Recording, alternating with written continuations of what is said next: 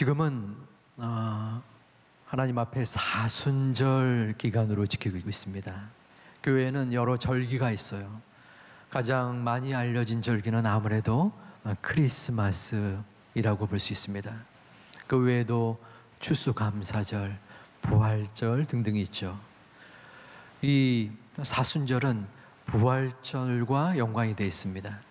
부활절 이전에 주일을 제외한 40일 동안의 기간을 말합니다. 이 기간 동안 주님이 이 땅에 오신 그리고 의미와 목적 그리고 고난과 부활을 묵상하며 지내는 시기이기도 합니다. 예수님은 십자가상에서 그 고난의 최정점을 맞이했습니다. 그리고 그 순환의 출발점은 오늘 본문에서처럼 광야였습니다. 광야에서 예수님이 40일 동안 금식의 기도를 드렸습니다. 이 40이라는 숫자는 성경에 중요한 의미를 지니고 있습니다. 모세 또한 광야에서 40일 동안 주야로 금식을 하였고 이스라엘 민족이 광야 생활을 한 것이 40년이었습니다. 오늘 본문에서 예수님은 성령으로 이끌려 마귀에게 감으로 광야에서 시험을 당하였다라고 기록되어 있습니다. 우리 본문 1절과 2절을 함께 봉독해 보겠습니다. 그때에 예수께서 성령에게 이끌려 마귀에게 시험을 받으러 광야로 가사 40일을 밤낮으로 금식하신 후에 줄이신지라. 아멘. 예수님은 1절에 그때에 라고 시작하면서 광야의 금식의 고난을 시작합니다. 이때는 예수님이 세례 요한에게 세례를 받은 직후였습니다. 요단강에서 세례를 받은 후 하늘에서 비둘기 같은 성령이 내려와 음성이 들렸습니다. 이는 내 사랑하는 아들이요 기뻐하는 자라. 이 세례 후에 광야로 나왔는데 조금 이해하기 힘든 문구가 있습니다. 성령께서 이끌어서 예수님을 광야로 인도했는데 마귀에게 도달한 것입니다. 아니, 예수님이 성령에 충만하여 40일 동안이나 금식으로 기도를 했으면은 이제는 평탄한 길, 시온의 대로가 열려야 될 것 같은데 도리어 반대로 고난의 시험이 시작된 것입니다. 그 이유는 바로 예수님이 이 땅에 오신 육신으로 오신 목적과 동일합니다. 만일 예수님이 하나님의 아들로서 육신으로서가 아니라 그 마음에 하나님으로서만 계셨더라면 이렇게 고난을 일부러 받을 필요가 없었습니다. 하지만 예수님은 하나님이시면서 하나님과 동등됨을 취하지 아니하고 인류를 구원하시기 위하여 인간의 몸으로 이 땅에 오신 것입니다. 그래서 하나님의 아들로서의 신성도 지녔지만 이 땅에 인성을 지닌 분이 되셨습니다. 그러기에 인간이라면 누구나 또 언제나 경험할 수 있는 이 고난을 당하기 위하여 직접 체험케 된 것입니다. 예수님의 첫 번째 시험은 물질의 시험이었습니다. 마귀는 예수님에게 내가 하나님의 아들이라면 이 돌들로 떡이 되게 하라라고 유혹합니다. 예수님은 극도로 굶주렸던 육신을 지니고 있는 상황이었습니다. 너무나 배가 고파서 이 돌이 떡으로 생각날 수도 있는 그러한 환경이었습니다. 더구나 예수님은 능력이라면 능히 이 돌을 떡으로 바꿀 수도 있는 분이셨습니다. 하지만 예수님께서는 사람이 떡으로만 살 것이 아니요 하나님의 입으로 나오는 모든 말씀으로 살 것이다 라고 하면서 마귀의 유혹을 물리쳤습니다. 삶에 있어서 우선순위가 떡이 아니라는 것이죠. 그 예수님의 말씀은 신명기 8장 3절에서 하나님께서 이스라엘 민족에게 만나를 먹이신 그 이유를 인용한 것입니다. 우리 신명기 8장 3절을 함께 봉독하겠습니다. 너도 알지 못하며 내 조상들도 알지 못하던 만나를 내게 먹이신 것은 사람이 떡으로만 사는 것이 아니요 여호와의 입에서 나오는 모든 말씀으로 사는 줄을 내가 알게 하려 하심이니라. 아멘. 만나는 건조한 광야에서 피어나는 일종의 식물이었습니다. 그리고 그 만나를 이용하여 떡과 빵을 만드는데 쓰여지기도 했습니다. 하나님께서는 이스라엘 민족에게 너희 조상 누구에게도 알지 못했던 만나를 너희에게 준다라는 것입니다.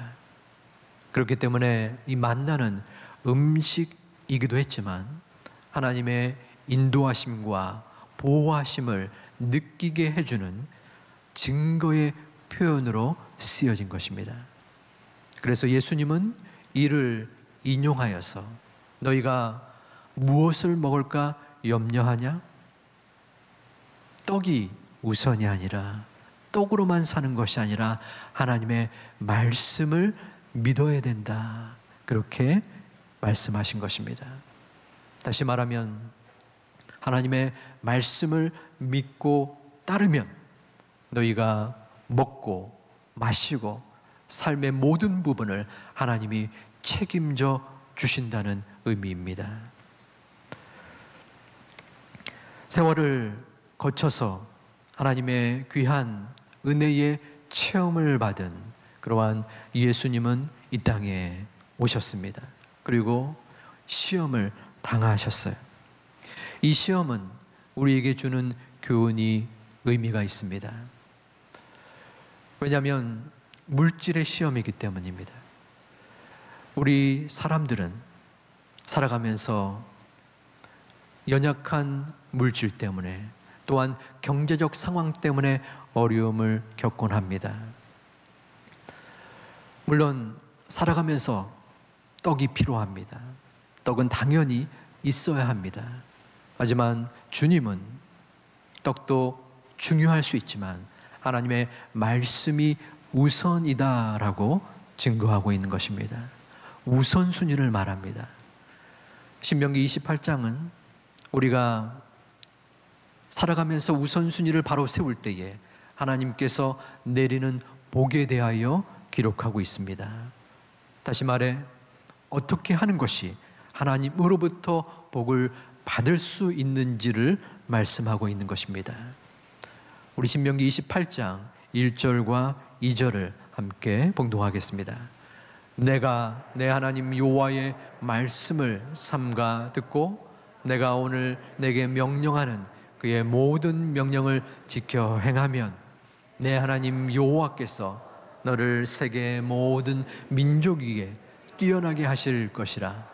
내가 내 하나님 여호와의 말씀을 청종하면 이 모든 복이 내게 임하여 내게 이르르니. 아멘. 여기서의 핵심은 무엇입니까? 그의 모든 명령을 지켜 행하면, 내 하나님 여호와의 말씀을 청종하면, 하나님의 명령과 하나님의 말씀을 먼저 지켜 행할 때에 하나님께서 우리를 높일 것이며 우리에게 복을 내려 주신다는 것입니다. 여기서 청종이라 하면은 듣고 순종한다라는 의미입니다. 우선순위의 문제입니다. 우리가 먼저 여호와 하나님의 말씀을 듣고 순종하면 우리를 높이시고 복을 내리신다는 것입니다. 하지만 우리의 모습은 어떠합니까? 우리는 삶을 살아가면서 먼저 하나님의 말씀을 듣고 순종하는 모습이 아니라 우리에게 주어지는 복을 먼저 간구하고 따르는 모습이 우리 가운데 있지 않습니까? 마귀도 하나님 앞에 오면서 시험을 치르는 가운데 이 땅에서의 어려움과 문제를 가지고 나아갔습니다. 우리는 삶을 살아가면서 어쩌면은 광야에 주어지는 하나님의 말씀보다 가나안의 떡과 꿀을 따르는 자인지 모르겠습니다. 많은 크리스천들은 이 땅을 살면서 천국에 들어가는 것보다 잘 먹고 잘 사는 것을 원하는 듯 싶습니다. 천국에 들어가는 것이 맨 꼴찌인 것은 상관없지만 이 땅을 살면서 다른 사람들보다 더 남부럽지 않게 살고 싶어 합니다. 광야는 사람이 살 수 없는 곳이 아니라 사람이 살고 싶어 하지 않는 곳입니다. 광야는 내 마음대로 살 수 없는 것입니다. 여러 가지 부족함과 어려움이 있습니다. 그러기에 모든 사람들은, 저와 여러분들은 광야를 싫어합니다. 광야의 길에서 벗어나기를 원합니다. 광야에서 만나는 문제와 어려움을 회피하고 또한 그 문제 속에서 굉장히 힘겨워하는 것이 우리들의 모습입니다. 교회 성도들도 비슷합니다. 우리들은 광야에 대한 설교를 듣기보다는 가나안의 설교를 더 듣기를 좋아합니다. 이 땅에서 사는 것도 너무나 힘겨운데 교회에 나와서도 광야의 이야기를 듣기 싫어한다는 것이죠. 마귀는 예수님께 만나 예수님에게도 가나안의 길을 유혹합니다. 오늘 우리는 첫 번째 시험만 다루지만 두 번째, 세 번째 시험을 맞이할 때에 마귀는 예수님에게 너에게 권세를 주겠다, 명예를 주겠다, 인기를 얻게 해주겠다 하면서 가나안의 풍요함을 약속합니다. 그러한 상황에서 예수님은 몹시도 줄였지만 하나님께서 주시는 은혜로 말미암아 사람이 떡으로 말미암아 살 것이 아니요 하나님의 말씀으로 살아야 된다라고 증거하는 것입니다. 그것은 바로 예수 그리스도의 온전한 이 땅에 오신 목적입니다. 우리는 분명히 삶을 살면서 떡이 있어야 되고 가나안의 풍성함을 꿈꿉니다. 하지만 중요한 것은 우리가 하나님의 뜻과 섭리를 기대하고 신뢰하고 그분의 말씀을 순종하는 자세입니다. 말씀은 우리의 삶의 기준입니다. 말씀은 우리의 삶의 표본이요, 나침판이요, 표대입니다. 그 말씀이 우리의 심령 속에 있을 때에 하나님이 우리를 만지시고 우리에게 선한 길로 인도하신다는 확신과 또한 그 의미를 우리가 흔들리지 않는 신앙으로 간직할 수 있습니다. 이 말씀이 그저 성경 속에서 나타나는 역사의 이야기가 아니라 주일날 한 번 나와서 흘겨 지나는 말씀이 아니라 나의 삶을 지배하고 나의 삶을 이끌어 주시고 내 삶을 인도하는 하나님의 말씀으로 받아들이시는 사랑하는 주의 자녀들이 되시기를 주님의 이름으로 축원드립니다. 하지만 우리는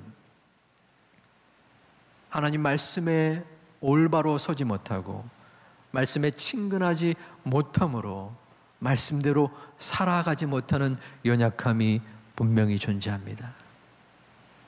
우리는 하나님의 말씀보다 세상의 가치와 죄와 더 친근할 수 있는 그러한 부족한 자들이기 때문입니다.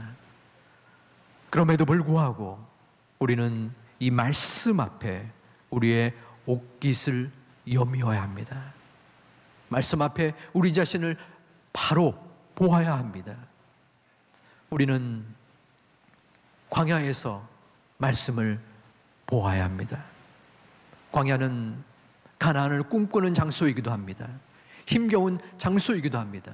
하지만 가나안만을 꿈꿀 때에 우리의 신앙은 하나님께로 향할 수 없습니다. 가나안의 어려움을 통하여 하나님, 제가 너무나 힘듭니다. 어찌할 수가 없습니다. 그러나 그때에 나의 욕심과 나의 생각과 나의 판단을 의지하거나 가나안의 적과 꿀만을 바라본다면 우리는 다시 한번 하나님께로 회복될 수 없습니다. 가나안에서 머물러 있는 것이 아니라 광야에서 말씀을 바라보아야 합니다. 광야의 말씀을 사모하며 말씀 속에서 주님을 찾고 하나님의 뜻을 구하는 하나님의 자녀들이 되시기를 주님의 이름으로 축원드립니다. 우리의 삶이 광야에 머물러 있는 것이 너무나 힘겨울 수 있습니다.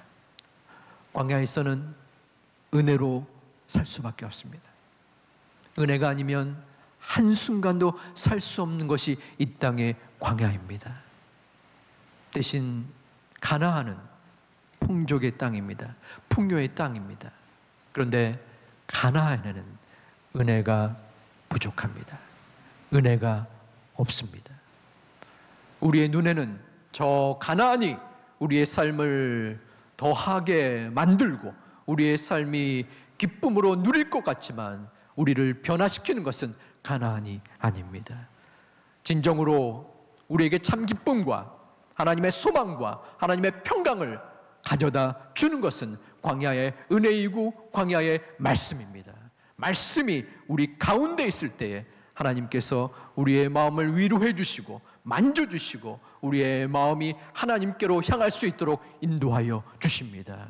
그 광야의 자리에서 말씀을 사모하고 그 말씀을 읽고 말씀을 따라 순종해 나갈 때에 이 험난한 광야 같은 인생길에서 지치고 힘들어서 포기하고 싶은 상황 속에서도 그 하나님의 은혜를 경험하고 체험하고 감사할 수 있는 하나님의 백성들이 되시기를 주님의 이름으로 축원을 드립니다. 제가 2003년에 남아프리카 공화국에 공부를 하러 간 적이 있습니다. 박사 과정의 시작이 이루어졌습니다. 그런데 험난한 시간이었습니다. 논문은 지도 교수님의 권한이 절대적입니다. 그런데 그 분의 마음과 제 생각이 다른 것이었어요. 진도가 나가지 않았습니다. 그 기간이 올해 1년이 넘게 되었습니다. 학교를 옮겨야 되는가? 여기까지인가 보다. 공부를 그만둘 생각까지 들었습니다. 그러한 가운데 엎침대 덮친 격으로 저희 어머님이 소천을 하게 되었습니다.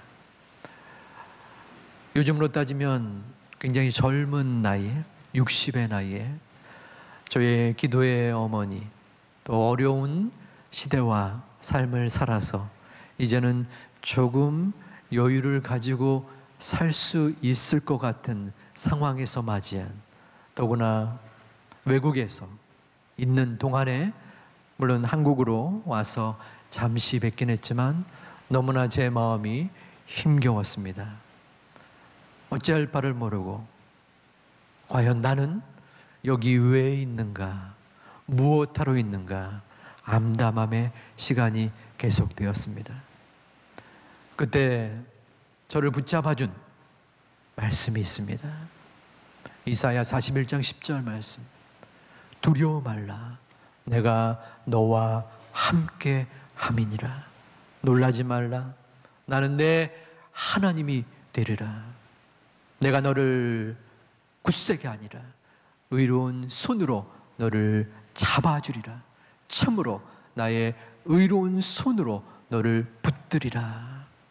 이 말씀을 보면서 제 책상에 붙여놓고 기도하고 묵상하고 조금씩 저는 회복될 수 있었습니다. 저희 문제가 갑자기 한순간에 해결되어진 것은 아닙니다. 하나님이 제 마음을 만져주셨어요. 두려워하지 않겠습니다. 걱정하지 않겠습니다. 하나님이 저와 함께 하신다고 약속하시니 제가 묵묵히 한 걸음 한 걸음 나아가겠습니다. 그 말씀이 저에게 힘이 되었습니다. 말씀은 우리의 생명입니다. 말씀이 여러분 심령 속에, 중심 속에 붙어 있는다면 그 어떠한 이 땅에서의 절망과 고통이 여러분들을 넘어뜨리려 가진 간교함을 퍼붓는다고 할지라도 결코 넘어질 수는 없습니다. 그 사람은 하나님의 사람이기 때문입니다. 하나님이 간섭하시고 하나님이 만지시고 하나님이 붙드시는 하나님의 사람이기 때문입니다. 우리의 신앙은 말씀 가운데 이루어집니다.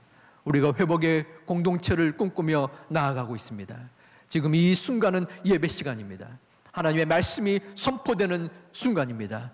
말씀이 선포될 때에 성령이 이 자리를 장악하여 주시고 여러분 마음속에 죄악이 드러나고 여러분 마음속에 하나님을 만나고 여러분 심령 속에 하나님께 확신의 모습을 드리는 것이 바로 예배의 회복입니다.